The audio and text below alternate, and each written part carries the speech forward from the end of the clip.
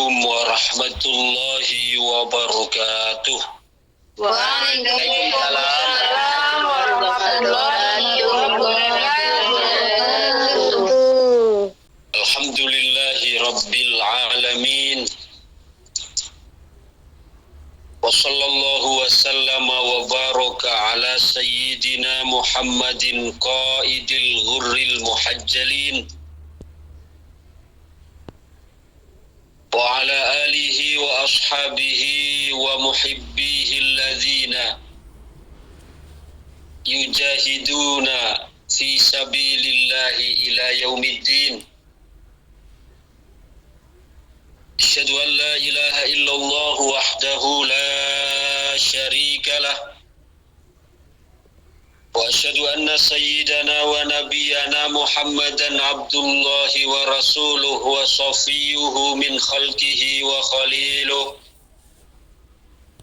Ballagha risalah wa addal amanah wa nasahal ummah wa mahaz zulmah wa jahada fi sabilillahi hatta atahul yaqin.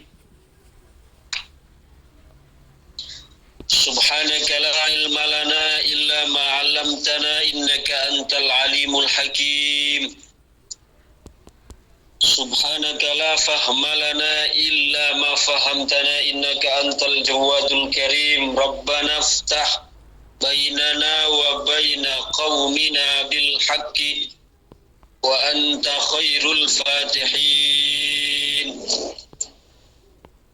Amma ba'du, seluruh yang juga ikut hadir dalam kesempatan tasyakuran pagi hari ini,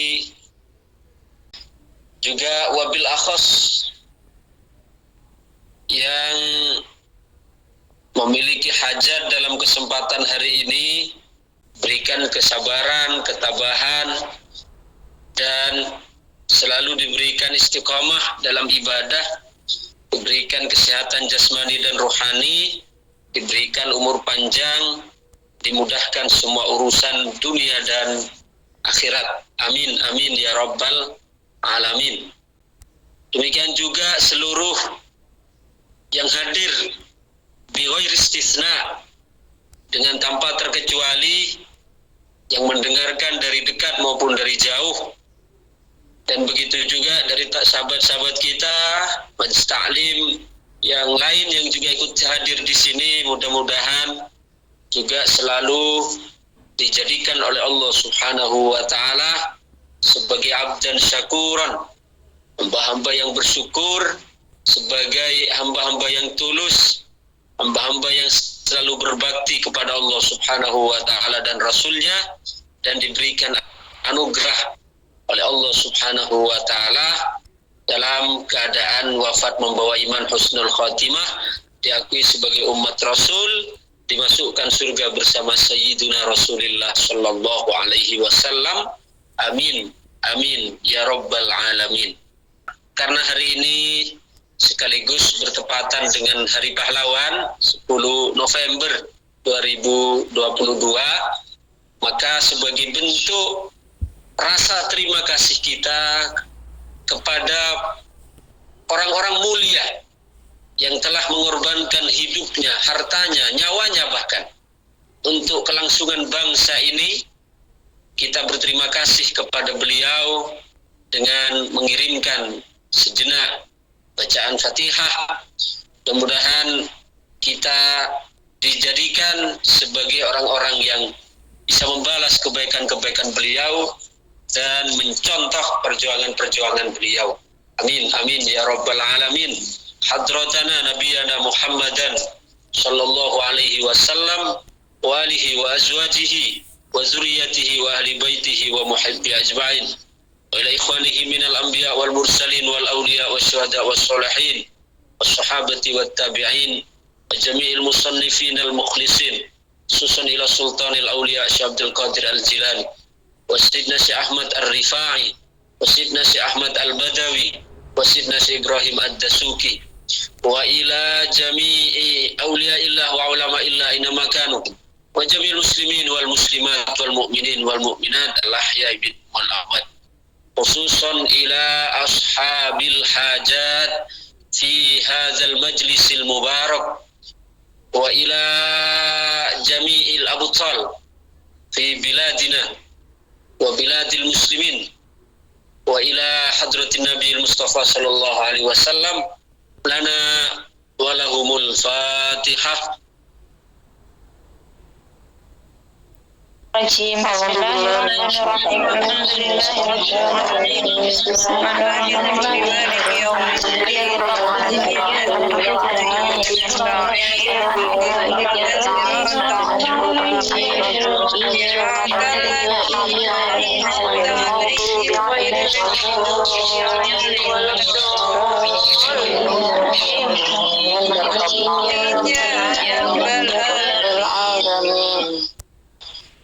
Para bapak ibu jamaah, para pendengar yang dirahmati Allah subhanahu wa ta'ala,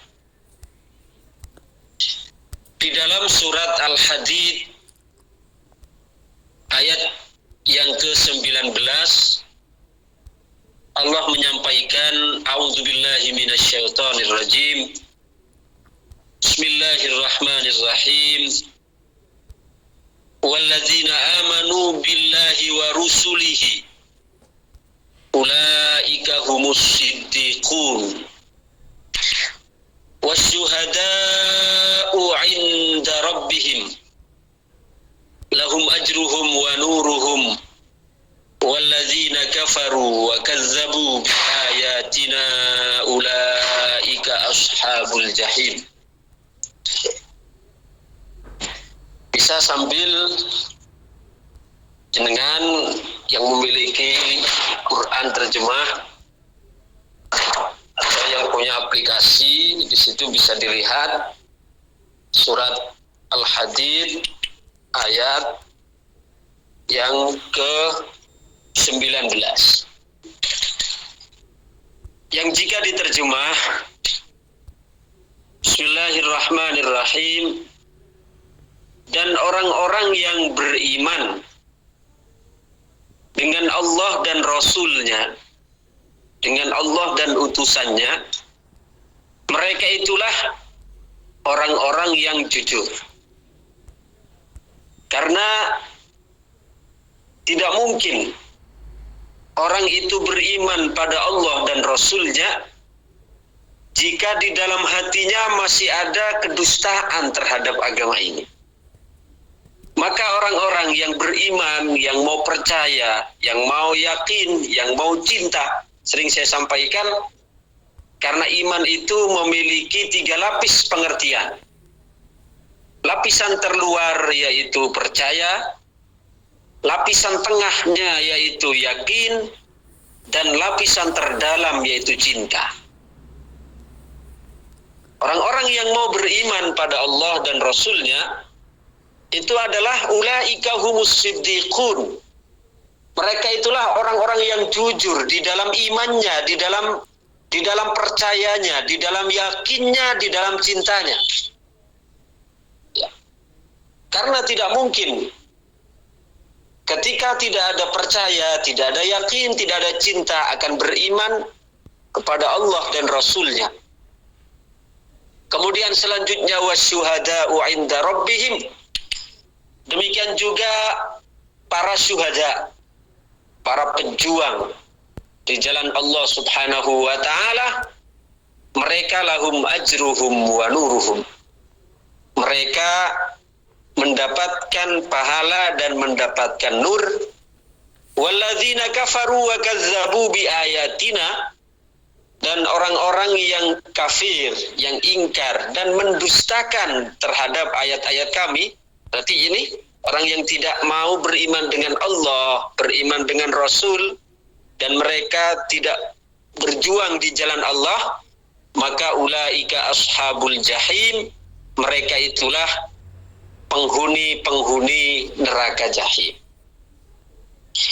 Hadirin para bapak ibu jamaah yang dirahmati Allah subhanahu wa ta'ala, 10 November itu adalah peristiwa besar yang menjadi penentu dari keberlangsungan ya kehidupan bangsa Indonesia ini. Karena 10 November itu sebagai pertempuran para mujahidin, pertempuran para pahlawan yang berupaya hingga tetes darah penghabisan untuk mempertahankan kemerdekaan. Ya, untuk mempertahankan kemerdekaan. Karena 10 November peristiwa tersebut, perang ini meletus, perang ini terjadi itu setelah bangsa Indonesia memproklamirkan kemerdekaannya pada 17 Agustus. Kemudian dari tentara sekutu ya. Kemudian dari tentara Jepang itu mereka masih tidak terima dengan kekalahan itu ya. Sehingga terjadilah peperangan 10 November di Surabaya. Itu kemudian para pemuda yang sebelumnya telah berkomitmen ya pada 22 Oktober yang telah bersumpah setia melakukan sumpah pemuda, kemudian yang dikukuhkan menjadi hari santri nasional, kemudian mereka bahu-membahu, maka pada tanggal 10 November itu meledaklah perang untuk mempertahankan kemerdekaan. Jadi kalau bukan karena 22 November, maka tidak akan ada ya 10 November. Artinya apa? Bahwa adanya mereka maju ke medan perang, adanya mereka mempertahankan kemerdekaan, itu karena dilandaskan oleh rasa cinta kepada Allah dan Rasul-Nya, juga termasuk diantaranya cinta kepada tanah air ini. Karena tidak mungkin akan terpatri di dalam hati rasa cinta kepada Allah dan Rasul-Nya, kecuali pasti memiliki loyalitas kepada bangsa dan negara dan tanah air tercinta ini. Para bapak ibu jamaah yang dirahmati Allah subhanahu wa ta'ala, kata pahlawan itu sebenarnya diambil dari akar kata pahlawan. Oke, saya ulangi lagi. Kata pahlawan itu diambil dari akar kata pahlawan. Apa itu pahlawan? Coba saya nanya sekarang. Kalau ada orang disebut jutawan, berarti apa artinya? Orang yang memiliki uang berjuta-juta kan? Duitnya berjuta-juta kaya lah ya. dengan Sultan. Sultan. Kemudian ada orang disebut dermawan, berarti apa? Jadi one ya. Itu artinya yang memiliki. Dermawan orang yang suka berderma, memiliki. Hartawan orang yang memiliki harta. Kemudian jutawan yang memiliki uang berjuta-juta. Kalau pahlawan, dari kata pahlawan, orang yang banyak memiliki pahala. Orang yang banyak memiliki pahala. Maka disebut pahlawan, orang yang memiliki banyak pahala. Dari mana itu diambil? Dari bahasa Quran. Tadi surat Al-Hadid ayat 19. Innalladzina amanu billahi wa rusulihi ulaika humus siddiqun wasyuhada'u 'inda rabbihim lahum ajruhum wa nuruhum. Sungguhnya orang-orang yang beriman kepada Allah dan Rasul-Nya, mereka itulah orang-orang yang jujur. Ya, ulaika humus siddiqun wasyuhada'u 'inda rabbihim, dan para pejuang, pejuang ini. Wasyuhada'u 'inda rabbihim, di sisi mereka lahum ajruhum wa nuruhum. Lahum ajruhum, mereka di sisi Tuhannya mendapatkan ajr. Apa itu ajr? Pahala. Nah, berarti para syuhada, bahasa kita pahlawan, bahasa Arabnya syuhada ya, atau abtal. Itu disebut pahlawan karena mereka adalah orang-orang yang memiliki banyak banyak ajr, banyak pahala, banyak tabungan. Lahum ajruhum wa nuruhum, mereka orang-orang yang mendapatkan ajr, pahala, ganjaran di sisi Allah subhanahu wa ta'ala. Bukan hanya sebatas itu, tapi juga Allah sempurnakan dengan wa nuruhum, dan Allah beri cahaya bagi mereka. Nah, untuk jadi pahlawan memang ada yang diakui negara, ada yang tidak diakui negara.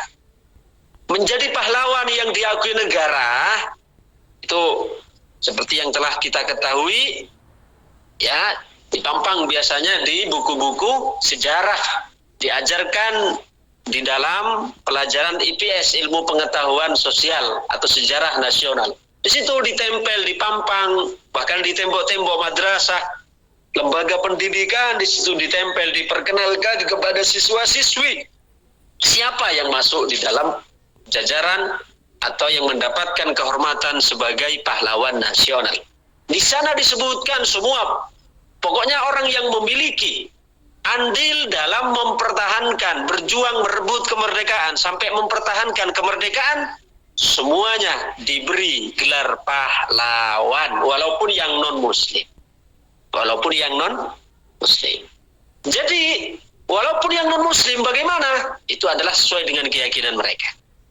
Tapi kita untuk yang mendapatkan pahala di sisi Allah itu adalah orang-orang yang beriman.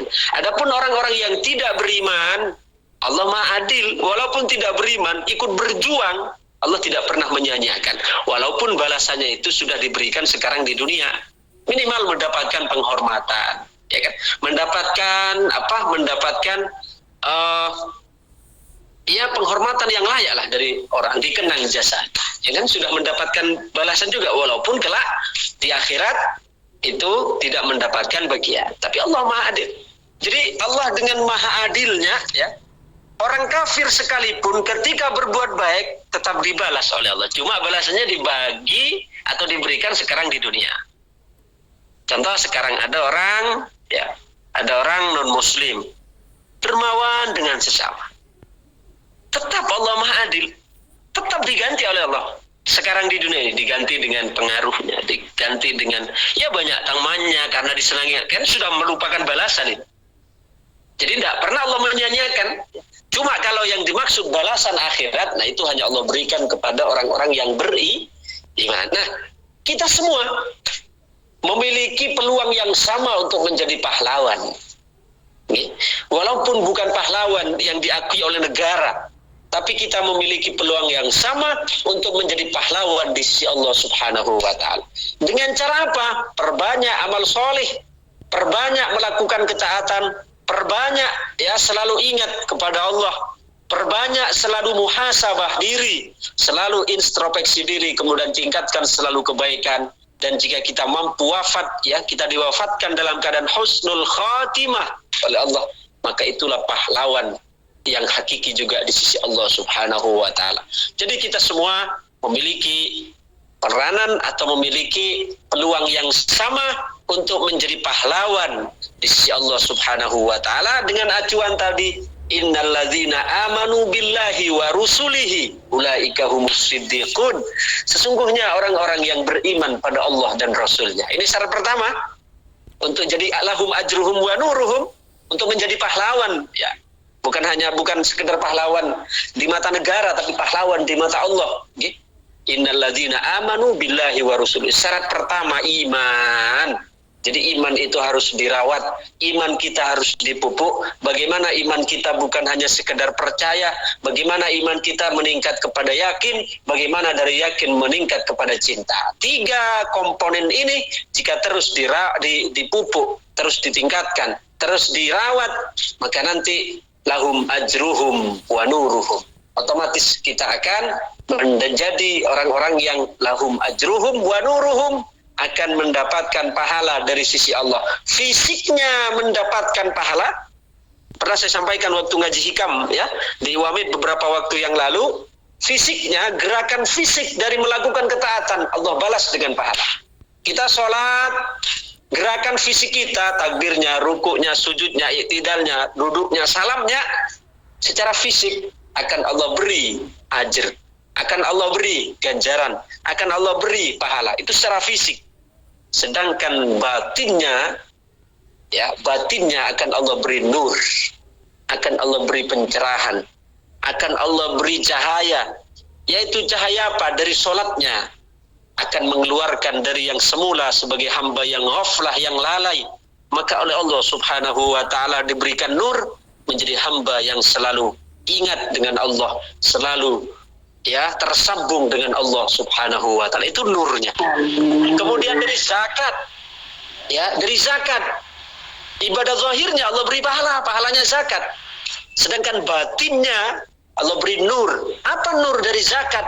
Nur dari zakat Allah akan keluarkan kita dari kegelapan, dari kegelapan merasa memiliki, merasa memiliki, ini punyaan saya, ini punyaan saya, ini punyaan saya, aku, ini punyaku, ini punyaku, ini punyaku. Coba ketika kita mengklaim seperti itu, ketika saya nunjuk misalnya ada mobil depan rumah, kita bilangnya apa? Mobilku. Monggo ikut sama-sama. Punya rumah kita akui sebagai apa? Kita sebut dengan rumah. Kemudian kita punya jabatan, kita sebutnya apa? Ini adalah jabatan. Kita punya banyak tanah di mana-mana, kita katakan ini adalah tanah. Kemudian kita punya banyak aset, punya banyak emas, punya banyak simpanan. Kita katakan sebagai apa? Asetku. Coba perhatikan. Kita mengatakan kuku, rumahku, jabatanku, asetku, kekayaanku, bajuku dan sebagainya. Sekarang ketika itu semua kita akui rumahku, jabatanku, emasku, asetku. Lalu akuku punya siapa? Akuku punya siapa? Kita yang mengaku-ngaku itu rumahku, mobilku, jabatanku, kemudian hartaku, terus akuku punya siapa itu? Nah, akuku itu punya Allah. Berarti kita di dalam mengatakan rumahku, kemudian hartaku itu sebenarnya adalah kelaiman saja. Itu adalah kelaiman karena hakikinya kita adalah milik Allah. Lebur di dalam keyakinan inna lillah wa inna ilaihi raji'un. Sesungguhnya kami semua adalah milik Allah. Coba di dalam ungkapan innalillah itu, innalillah, sesungguhnya kita milik Allah. Apakah dikecualikan di situ? Kecuali hartaku yang milikku, kecuali mobilku yang milikku, kecuali asetku yang milik. Boten, semua dimasukkan innalillah, sungguhnya kita adalah milik Allah. Kalau kita milik Allah, apa yang kita miliki juga milik siapa berarti? Nah, kita ini hanya pemegang amanah. Sering saya sampaikan, kita hanya memiliki hak pakai, bukan hak milik. Hak pakai sekedar pakai, tapi tidak berhak untuk memiliki. Dalam konsep tauhid, kalau dalam konsep ilmu pertanahan, ada namanya hak milik kan, di sertifikat itu. Sertifikat tanah. Tapi hakikatnya itu kita hanya hak milik. Buktinya kalau kita mati tidak bisa mempertahankan. Seharusnya kalau kita memang hak milik paten, hak milik yang tidak bisa diganggu gugat, harusnya kalau kita mati tidak boleh ada yang bisa pindah tangan. Tapi nyatanya tidak. Begitu orang yang bersangkutan yang memiliki harta itu meninggal dunia, maka secara otomatis hartanya itu akan lari, akan jatuh ke ahli waris. Nah, itu menunjukkan kalau sebenarnya harta kita dan apa yang kita miliki itu hakikatnya adalah milik Allah subhanahu wa ta'ala. Jadi kita dengan tadi innalladzina amanu billahi wa rusulihi ulaika humus siddiqun lahum ajruhum wa nuruhum. Jadi dengan sholatnya, zahirnya sholat, gerakan sholat Allah beri pahala, batinnya sholat Allah beri cahaya. Apa cahaya sholat? Allah keluarkan kita dari kegelapan, ghaflah, lalai dari Allah. Kemudian Allah masukkan ke dalam nur. Apa nurnya sholat? Yaitu zikrullah, selalu ingat Allah, selalu tersambung dengan Allah. Itu nurnya. Kemudian yang kedua, zakat tadi. Zakat secara zahir Allah beri pahalanya zakat, tapi secara batin Allah beri nurnya zakat. Karena tadi kan satu paket kan, lahum ajruhum wa nuruhum. Zakatnya, zahirnya Allah beri pahala, batinnya Allah beri Allah nur. Apa nurnya zakat? yaitu Allah keluarkan kita dari kegelapan kepemilikan, gitu tadi ya, merasa memiliki, ini punya saya, kelam. Dengan zakat maka kita akan keluar dari kegelapan akon-akon, ya, bahasa Jawanya akon-akon, akan keluar dari kepemilikan, merasa memiliki, mendapatkan pencerahan bahwa kita semua adalah milik Allah. Maka kenapa kita mau mengeluarkan zakat? Karena kita sadar bahwa ini yang saya keluarkan, harta saya ini milik Allah. Makanya Allah atur, Allah atur di situ. Allah atur zakatnya sekian, ya. Kemudian kalau orang mati sekian, warisannya sekian, zakat pertanian sekian. Karena kita ini hanya sebagai pemegang saja, bukan yang memiliki. Ya sama seperti halnya begini, kan ada di dalam undang-undang, ada namanya pajak bumi dan bangunan.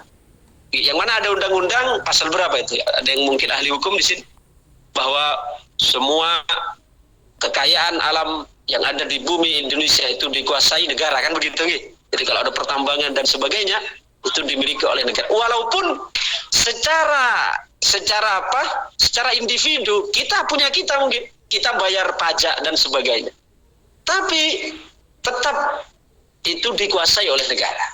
Ya karena apa? Kita itu berada di bawah naungan negara. Itu secara sempit. Bagaimana lagi secara lebih luas? Kita semua berada di dalam naungan Allah Subhanahu wa taala. Itu yang kedua. Zakat secara zahir kita dapatkan ajrnya zakat, batinnya kita akan mendapatkan nurnya zakat. Apa nurnya zakat?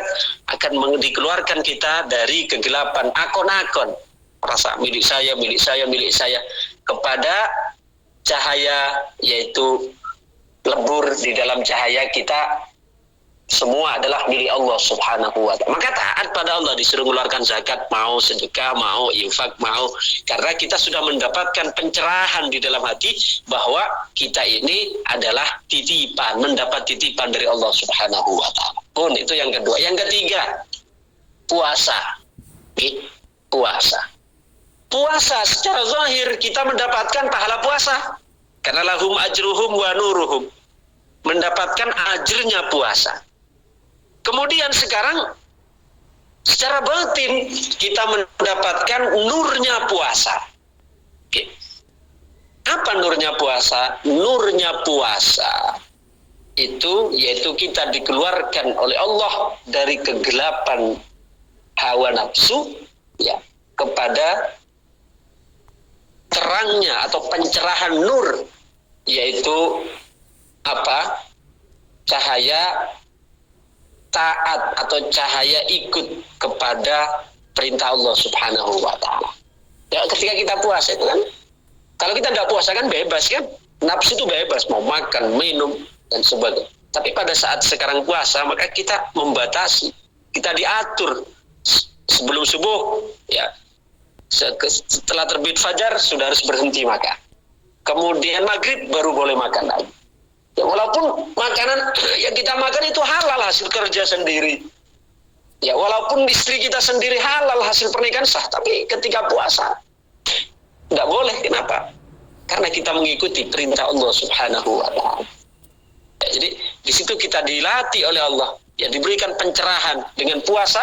Zahirnya mendapatkan ajr pahala, batinnya mendapatkan nur. Nurnya puasa yaitu kita dikeluarkan dari kegelapan hawa nafsu menuju nur mahabbatullah, ya, dikeluarkan dari kegelapan mengikuti nafsu, kegelapan, ya, cinta diri, kepada nur mahabbatullah, cinta Allah Subhanahu wa ta'ala. Maka kita memprioritaskan kehendak Allah. Walaupun kita menghendaki makan siang hari karena lapar, tapi karena Allah, kata Allah, jangan makan dulu sebelum maghrib. Nah, maka kita memprioritaskan perintah Allah. Kenapa? Karena kita cinta Allah. Maka di situ makna tersirat dari puasa adalah kita dikeluarkan oleh Allah dari kegelapan hawa nafsu, cinta diri, nafsu itu kan diri ini, kepada cinta Allah Subhanahu wa ta'ala. Kemudian yang keempat, ya, yaitu haji. Haji juga sama, lahum ajruhum wa nuruhum. Secara zahir orang yang melakukan haji, hajinya makbul, hajinya mabrur, maka mendapatkan pahala. Seperti yang disebutkan oleh Rasul, al-hajjul mabrur la salahu jaza illal jannah. Orang yang melakukan haji mabrur tidak ada balasannya kecuali surga.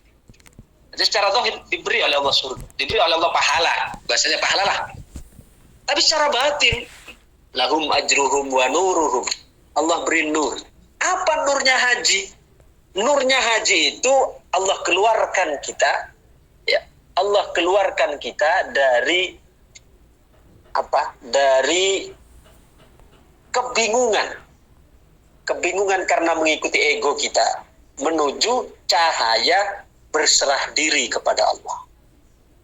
Karena kita kalau mengikuti diri, ego, kita akan selalu bingung.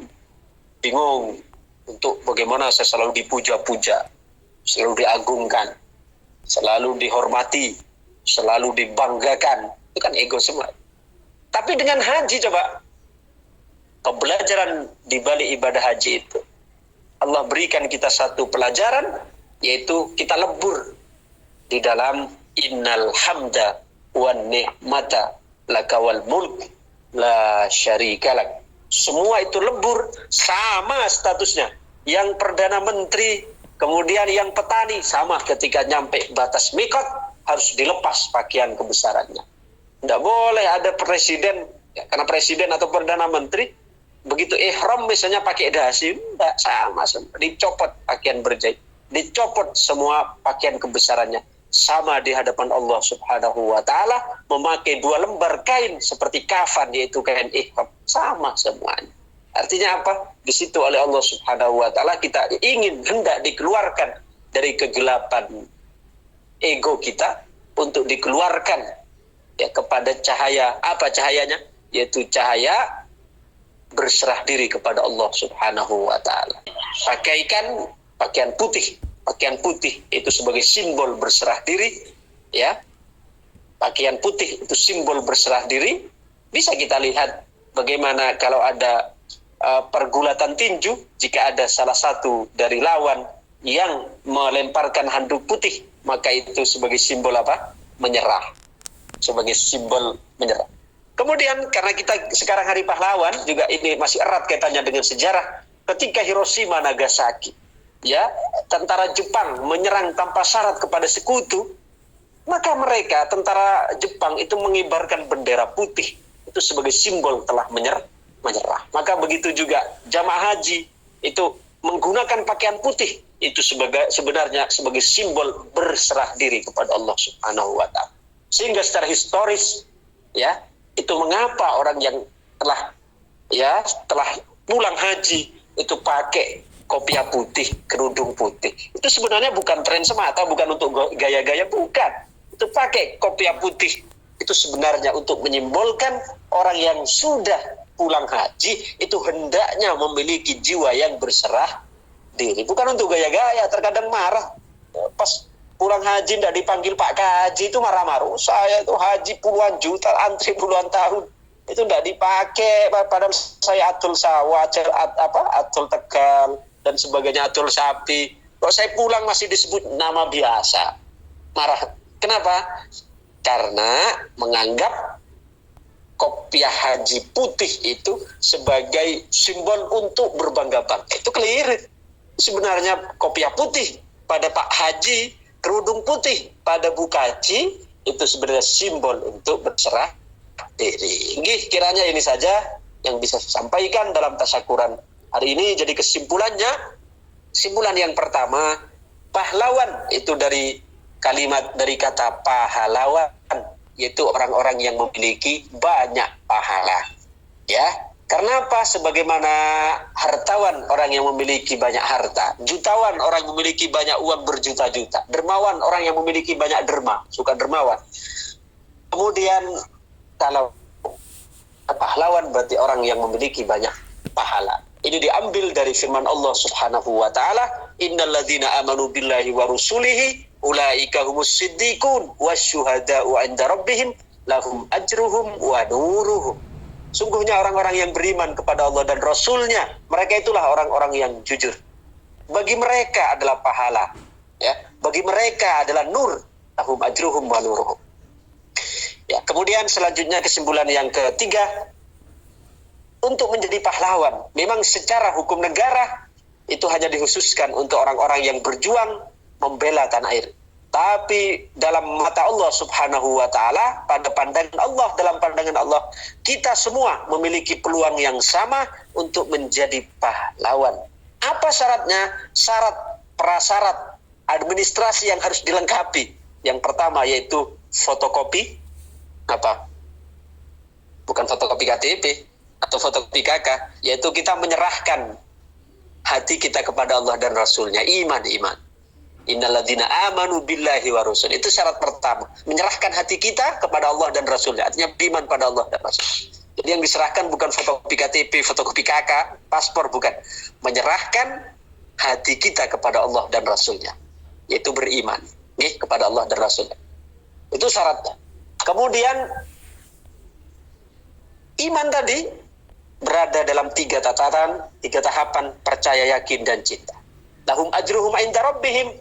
Kita dalam ibadah zahir kita akan Allah beri pahala, sedangkan batin kita akan Allah beri nur, yang telah saya bahas tadi. Salat zahirnya adalah pahala, akan Allah beri pahala zahir dari gerakan zahir kita, batinnya akan diberi nur.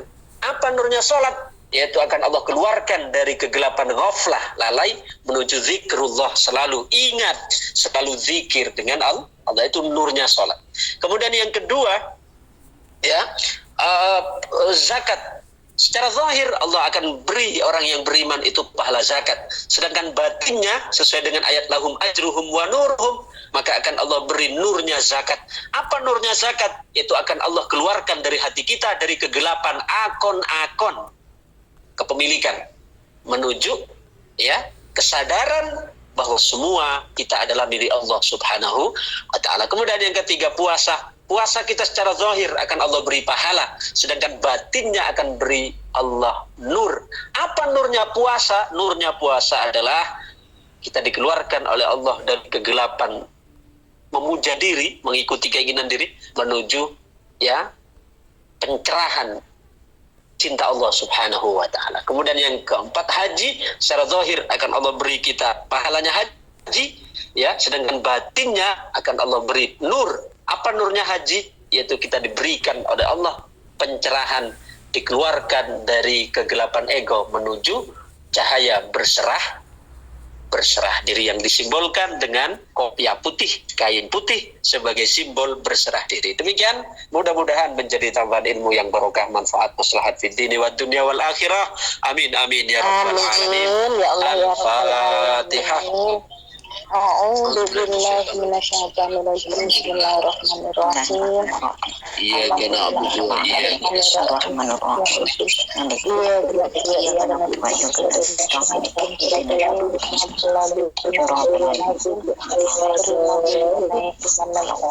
Amin ya rabbal alamin. Allahumma salli wa sallim wa barik ala sayyidina Muhammad wa ala alihi wa sahbihi wa barik wa sallim ajma'in. Alhamdulillahi rabbil alamin. Hamdan yafina ma huwa yukafi masjidah ya rabbana lakal hamdu kama yanbaghi li jalali wajhika wa sultan. Rabbana zalamna anfusana wa illam taghfir lana wa tarhamna lanakunanna minal khasirin. Allahumma ij'alna uladana min ahlil ilmi wa ahlil khair wa la taj'alna wa iyyahum min ahlil syarri wa rajal. Allahumma fa'na bima 'allamtana wa 'allimna ma yanfa'una wa zidna 'ilma.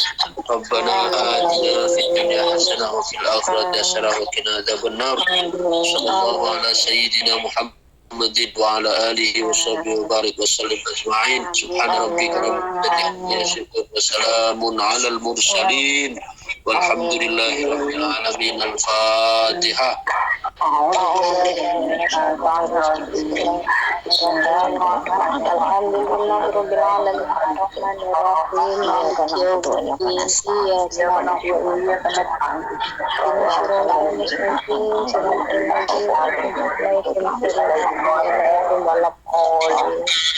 Amin ya rabbal alamin. Demikian, terima kasih. Assalamualaikum warahmatullahi wabarakatuh.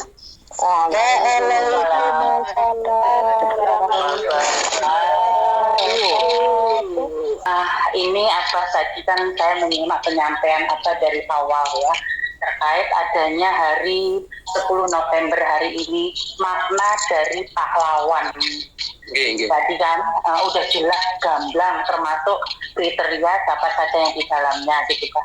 Nah ini saya penasaran ini apa makna dari pahlawan yang tadi dengan sampaikan di sini tadi, karena serupa dengan gelar kami, ya kami sebagai PMI itu juga mendapatkan gelar pahlawan devisa. Artinya kami berjuang untuk keluarga.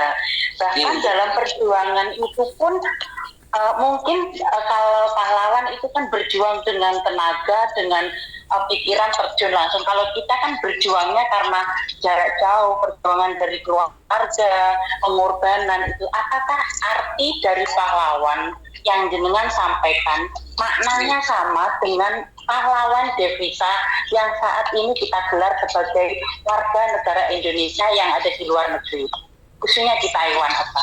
Terima kasih Abah buat penyemangat kita. Luar biasa ini pertanyaannya. Iya memang momennya sama Abah. Jadi begini, memang pahlawan kan tadi sempat saya singgung, itu ada pahlawan dalam makna sempit dan ada pahlawan dalam makna luas. Kalau pahlawan dalam makna sempit itu ya orang-orang yang berjuang mempertahankan kemerdekaan, merebut dan mempertahankan kemerdekaan. Sehingga ini tidak terikat agama, ya apapun agamanya, jika memiliki loyalitas terhadap negara ini, ya untuk merebut kemerdekaan dan untuk mempertahankan kemerdekaan. Kalau dikatakan merebut kemerdekaan kan sebelum merdeka kan. Kemudian kalau dikatakan mempertahankan kemerdekaan berarti setelah merdeka ada rongrongan kembali ikut mempertahankan. Itu pahlawan dalam makna sempit. Sedangkan pahlawan dalam makna luas itu, maka saya sampaikan tadi, semua kita memiliki peluang yang sama untuk menjadi pahlawan. Untuk menjadi pahlawan. Dengan syarat, saya kan sempat menyampaikan dengan berikut syarat-syaratnya.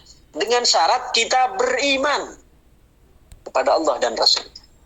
Ya, jadi persyaratan pendaftaran untuk menjadi pahlawan itu adalah pertama kita menyerahkan 2 lembar hati kita. Menyerahkan 2 lembar hati kita. Itu pertama kepada Allah, kedua kepada Rasul. Yang lain itu ngikut. Kepada keluarga ngikut, ya, kepada orang tua ngikut. Karena kalau orang beriman sudah mencinta sama Allah dan Rasul, mana mungkin dia tidak akan cinta pada keluarganya, pada orang tuanya, pada lingkungannya, pada masyarakatnya, otomatis pasti ngikut. Nah, jadi kalau kita sudah menyerahkan 2 lembar ini, ya, yaitu yang pertama yaitu menyerahkan hati kita kepada Allah, kedua kepada Rasul, yaitu cinta Allah dan cinta Rasul. Karena tadi ayatnya innalladzina amanu billahi wa rusulihi, kan, iman pada Allah dan Rasul, ulaika humus siddiqun. Jadi kita cinta pada Allah, cinta Rasul, apapun profesinya sekarang, kalau sudah punya cinta Allah, cinta Rasul, entah kita yang berjuang cari nafkah untuk keluarga, entah kita yang berjuang ya untuk mencerdaskan kehidupan bangsa, mengajar, entah kita yang berjuang dengan menjaga ketertiban lalu lintas sebagai polisi, entah kita mungkin yang sebagai, mohon maaf, petugas kebersihan, ya, kalau kasarnya tukang sampah lah, tapi itu terlalu kasar, petugas kebersihan, itu juga pahlawan semua. Tapi dengan catatan kita ada iman kepada Allah dan Rasulnya. Sehingga kenapa iman pada Allah dan Rasulnya menjadi pakem utama?